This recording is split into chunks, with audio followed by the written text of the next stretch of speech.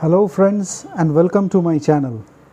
We will talk about the age-old and historical debate about the wisdom of the Greeks and the Egyptians in the domains of philosophy and mathematics, and try to see here that who scores better.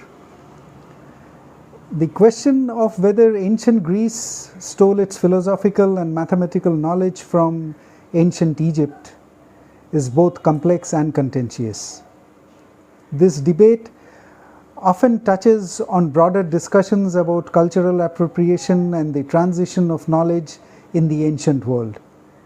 To understand this issue, let us see how essential it is to delve into historical records, development of early mathematics and philosophy, and influence of Egyptian wisdom on Greek thinkers.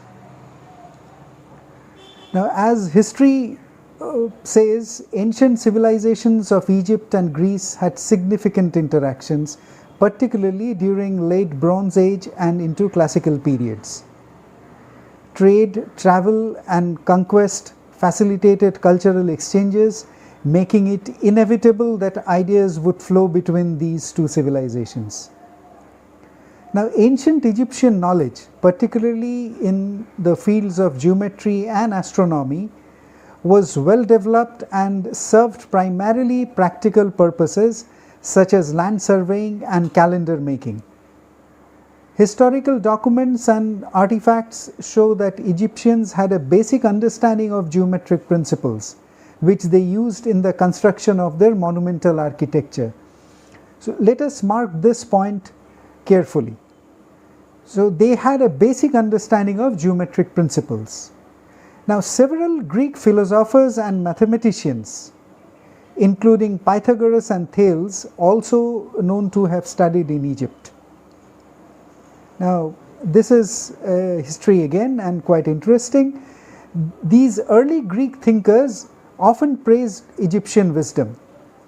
Pythagoras is believed to have spent several years in Egypt learning mathematics and religious concepts. Pythagorean theorem was known in a rudimentary form by both Egyptians and Babylonians long before Pythagoras popularized it. Thales, another pre-Socratic philosopher, is often credited with bringing Egyptian geometric knowledge to Greece. His travels to Egypt and subsequent work laid the foundation of Greek geometry. Herodotus noted that Thales had predicted a solar eclipse and used knowledge he had acquired from the Egyptians. Now, while it is evident that Greek scholars were influenced by Egyptian knowledge, it is also clear that Greeks made significant advancements and contributions that went beyond what they learned from Egyptians. So this is a very interesting revelation. Let us see how the Greeks improvised on what they learned from the Egyptians.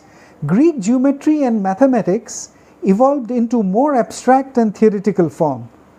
Greeks considered geometry as a sacred art and sought to understand true nature of being, moving beyond practical applications that characterized Egyptian mathematics. Here, the differentiation is becoming slowly more and more clear. Euclid, father of geometry, compiled the Elements, a collection of geometric knowledge that included many theorems known to Egyptians. However, Euclid's work was much more systematic and rigorous, introducing method of logical deduction and proof.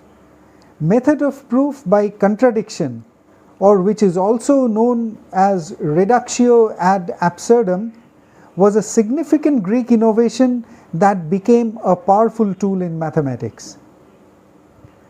Now, coming to the late antique mathematicians such as Diophantus, Apollonius of Perga, Pappus of Alexandria, and Archimedes, further demonstrated superiority of Greek geometry. Their work included complex theorems and mathematical proofs that were unprecedented in other ancient systems, and these theorems and proofs are effective even today. Archimedes made profound contributions to geometry, calculus, and fluid mechanics, showcasing depth and sophistication of Greek mathematics. The relationship between Egyptian and Greek knowledge is best viewed as a continuum rather than a case of theft or unilateral transfer. Greeks built upon foundational knowledge they acquired from the Egyptians, but they also transformed and expanded this knowledge in ways that were uniquely their own. This evolution mirrors relationship between Isaac Newton and Albert Einstein in physics. Newton's work laid groundwork for classical mechanics, while Einstein's theories of relativity built upon and transcended Newtonian physics. In the contemporary debate between Eurocentrism and Afrocentrism, it is essential to recognize that both Egyptian and Greek contributions are therefore invaluable. Each civilization played a crucial role in development of human knowledge. Neither is lesser, and both deserve recognition for their contributions of rich tapestry of human intellectual history.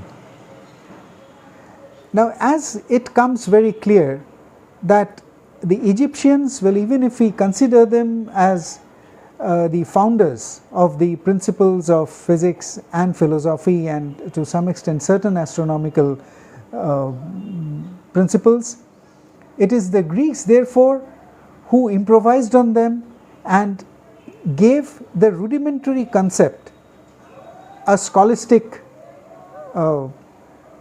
shape. And the influence that mathematics or geometry or philosophy has in today's world cannot be attributed solely to the Egyptians. In fact, the Greeks would definitely stake a higher credit on this, or claim a higher credit on this, for making it more scholastic, making it more adaptable to the times that followed. And their theories and their thinking, their philosophies are relevant even today. So friends, this was all about it. I think this sums it up all, and we come to a very logical conclusion that well, though the Greeks has some better relevance in today's world as far as these theories are concerned, but no one can take the credit away from the Egyptians from being the founder of most of them. So thank you friends, thank you being with me for this much of time, and I hope you have enjoyed the talk. And if you have liked the content, please do like and share it. And I would request you again, if you like the contents of my channel, please do subscribe and click on the bell icon to get regular updates. Thank you very much and take care.